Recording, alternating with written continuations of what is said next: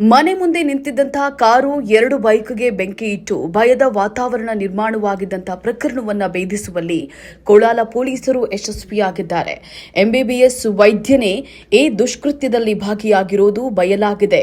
ಕೊರಟಗೆರೆ ತಾಲೂಕಿನ ಕೋಲಾರದಲ್ಲಿ ಶನಿವಾರ ತಡರಾತ್ರಿ ಘಟನೆ ನಡೆದಿದ್ದು, ಬೆಂಕಿ ಇಟ್ಟು ಪರಾರಿಯಾಗಿದ್ದಂತಹ ಕಿಡಿಗೇಡಿ ವೈದ್ಯನನ್ನ ಬಂಧಿಸುವಲ್ಲಿ ಕೋಲಾರ ಪೊಲೀಸರು ಯಶಸ್ವಿಯಾಗಿದ್ದಾರೆ. ಮನೆ ಮುಂದೆ ನಿಲ್ಲಿಸಿದಂತಹ ಮಹೀಂದ್ರ ಕಾರು 2 ಬೈಕ್ಗಳಿಗೆ ಬೆಂಕಿ ಇಟ್ಟಿದ್ದಂತಹ ವೈದ್ಯ ನಾಗಭೂಷಣ್ ಹೆಚ್ಆರ್ಅನ್ನ ಸದ್ಯ ಕೋಲಾರ ಪೊಲೀಸರು ಬಂಧಿಸಿ ಮಧುಗಿರಿ ಜೈಲಿಗಟ್ಟಿದ್ದಾರೆ. ಕೋಲಾರದ ಕೆಸಿಎನ್ ಭಾರತ್ ಗ್ಯಾಸ್ ಏಜೆನ್ಸಿಯ ಮಾಲೀಕ ವಿರೂಪಾಕ್ಷ ಅನ್ನುವವರಿಗೆ ಸೇರಿದಂತಹ ಮಹೀಂದ್ರ ಕಾರು ಹಾಗೂ ಒಂದು ಬುಲೆಟ್ ಮತ್ತೊಂದು ಓಲಾ ಬೈಕ್ಗೆ ಮುಸುಕು ಹಾಕಿ ಬಂದು ಪೆಟ್ರೋಲ್ ಸುರಿದು ಬೆಂಕಿ ಇಟ್ಟಿದ್ದಂತಹ ವೈದ್ಯ ನಾಗಭೂಷಣ್ ಬಳಿಕ ಪರಾರಿಯಾಗಿದ್ದ. ಹಳೆ ವೈಷಮ್ಯ ಹಿನ್ನೆಲೆ ವೈದ್ಯ ನಾಗಭೂಷಣ್ ಈ ಕೃತ್ಯ ಎಸಗಿದ್ದಾನೆ ಎನ್ನಲಾಗಿದೆ.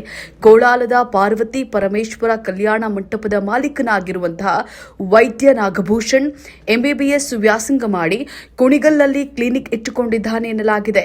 ತುಮಕೂರಿನಲ್ಲಿ ಪೆಟ್ರೋಲ್ ಖರೀದಿಸಿ ತಂದು ಕಾರಿನ ಮೇಲೆ ಸುರಿದು ಬೆಂಕಿ ಇಟ್ಟು ಪರಾರಿಯಾಗಿದ್ದ.